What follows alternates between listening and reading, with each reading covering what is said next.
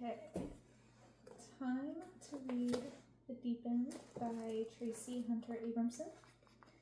We are on chapter 17. CJ rested her eyes to ignore the turbulence as the plane began its descent to the San Diego airport. She rolled her shoulders as she tried to relax in the first-class section of the airplane. She had flown coach on her way to meet the Texas A&M, and she was grateful Doug had upgraded their San Diego flight. The plane jolted once again as they descended through the clouds, and CJ looked out the window at the city lights below. She wasn't sure what time it was, and she didn't want to think about the hour-long drive they had to make tonight before she could crawl into bed. It hardly seemed possible that she had left the West Coast only 24 hours before.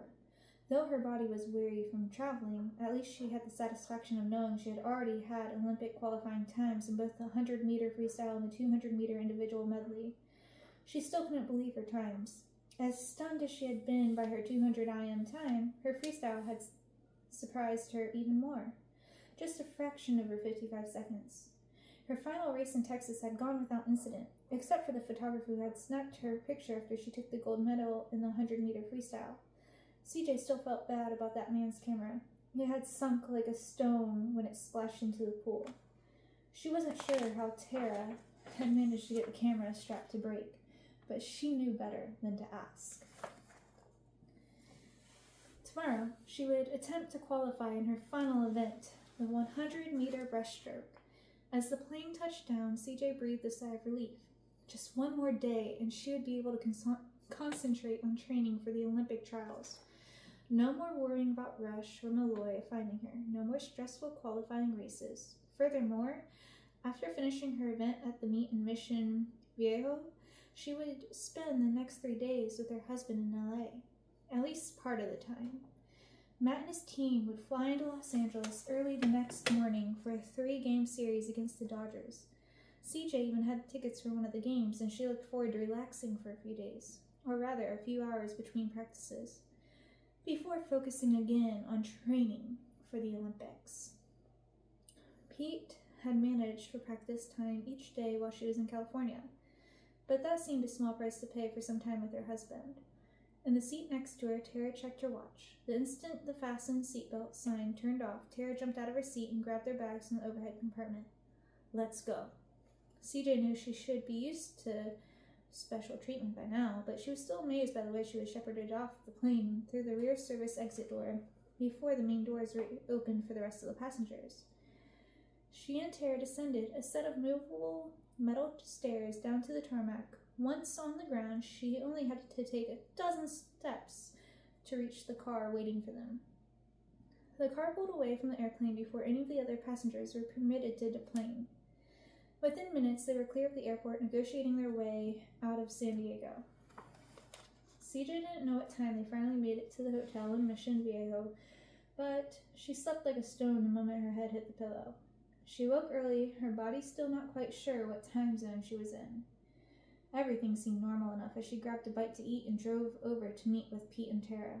When they arrived, however, she immediately noticed the extra security. Not just security for the facility and the meet, but extra security for her. She recognized 3 U.S. Marshals in the shade near the registration table, and Keith Toblin from the FBI was hovering near the entrance to the pool.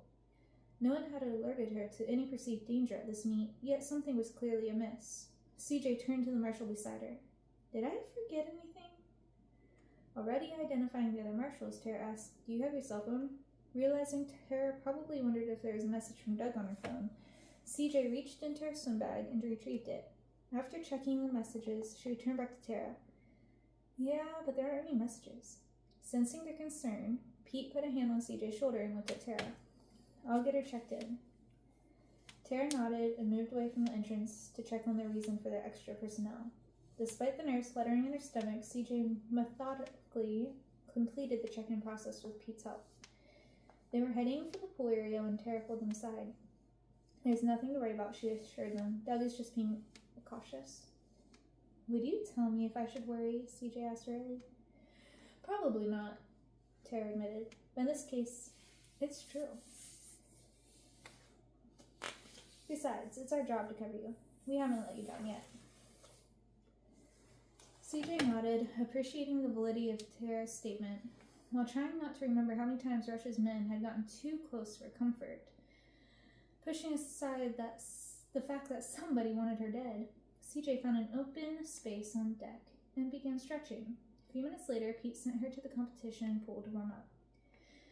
3 guys stood in the water in the lane next to her, chatting away as though there was nothing better to do as the sun rose steadily in the sky. On the other side of her, a girl held onto the edge of the pool, listening to her coach's instructions. CJ pushed off and started her warm-up. She had only finished 300 meters when she approached the wall to do her turn and found the wall hidden behind bodies. She pulled up short and lifted her head, waiting for the swimmers to clear the way. Apparently unaware of CJ's presence, the 4 new arrivals continued their conversation while effectively blocking the wall. Frustrated, CJ reversed direction and began swimming the other way without the benefit of a wall to push off of. The pool got even more crowded until she finally gave up. Planning to warm up right before her race, climbing out of the pool, CJ pushed past one marshal as she went into the locker room. Tara was just inside the locker room door, surveying the athletes as they came and went. By the time CJ proceeded to warm up for the preliminaries of the 100-meter breaststroke, she felt smothered by the extra security. She managed to find a lane in the warm-up pool with only 3 people in it, but she struggled to settle down and concentrate on the upcoming race. Stress continued to build, and for once, swimming didn't diminish its effect. When CJ finally reported behind the block, she just wanted the whole thing over. She reached one arm across her chest, trying to relieve some of the tension, then repeated the process with her other arm. When she glanced at the swimmer to her left, she noticed the girl 2 lanes down staring at her. A glimmer of recognition in her eyes. CJ returned her stare for a moment, wondering why she looked so familiar. Suddenly, she placed the face, and she quickly averted her eyes back to the pool. The girl staring at her was Allison Harris, who had been expecting to win the 100-meter breaststroke in the high school state championships during her senior year. Instead, CJ had captured the gold medal, edging out Allison by only a few hundredths of a second. CJ swallowed hard, barely aware of the race just finishing. Allison can identify me, she thought numbly. They had been rivals throughout high school as well as in year-round swimming. CJ glanced up at the scoreboard. The huge black display board illuminated the lane number and name of each contestant, and then their time when the race ended. In just moments, CJ's alias would be displayed in lights to everyone, including Allison, to see. Would Allison notice that CJ wasn't using her own name? Questions continued to run through CJ's mind. As the scoreboard was cleared and the names for the upcoming heat were listed, what should she do if Allison approached her after the swim? Could the marshals get her out of the building quickly enough? The heat before them cleared the pool, and the CJ fumbled with her goggles as she moved to the starting block. She glanced over at Allison once more, just in time to see her study the scoreboard, and then glanced questioningly in CJ's direction. CJ looked over the pool, quickly pressing her goggles into place. As the whistle signaled for the swimmers to step into the blocks, her mind raced even as she took her starting position. Balancing on the balls of her feet as she prepared to spring forward, struggling to steady her breathing, she tried to force Allison from her mind.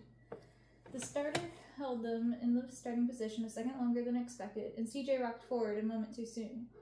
She tried to stop her momentum unsuccessfully. Unable to regain her balance, she fell off the block, opening her body into a simple dive. The other swimmers remained on the blocks looking down at CJ. It was over.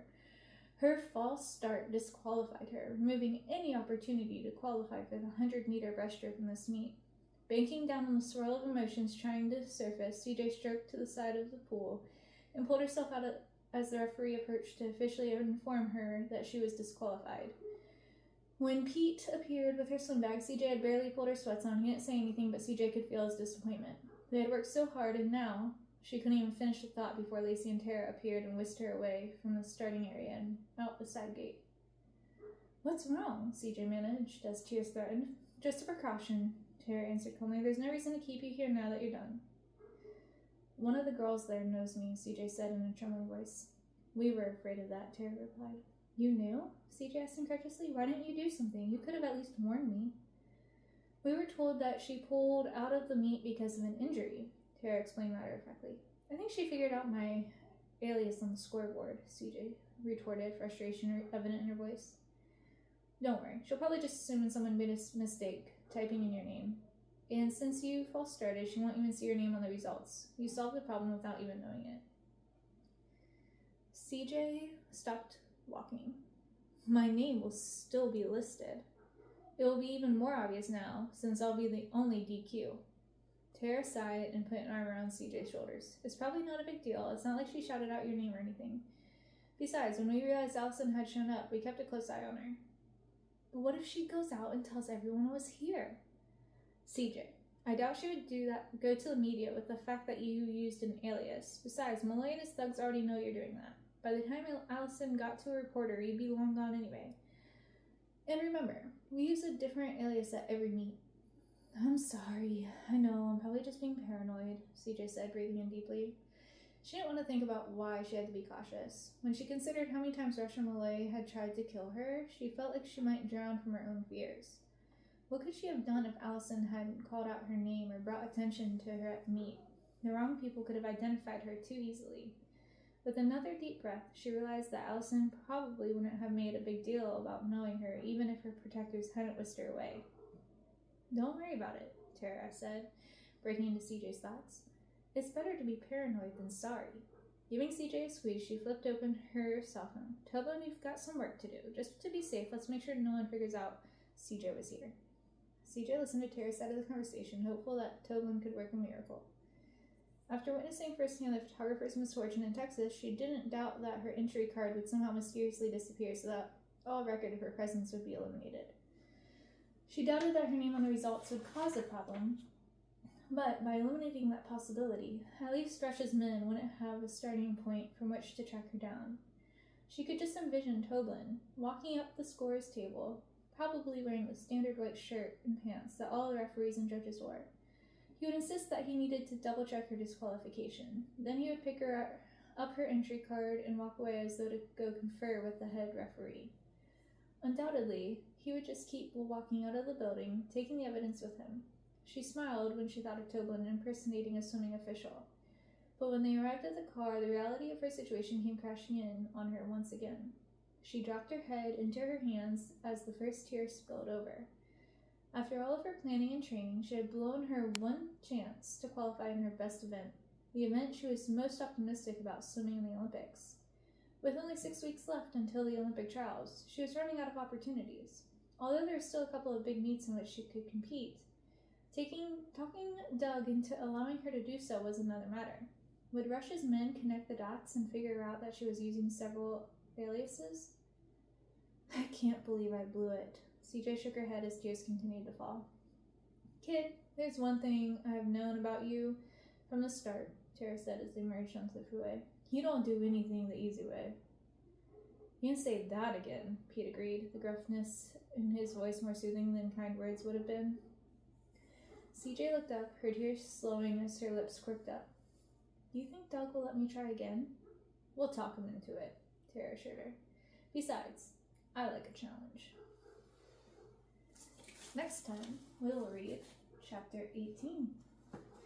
I was not expecting her to false start and disqualify herself in her best event. Did you guys? Well, thanks for being here. Much love. Bye.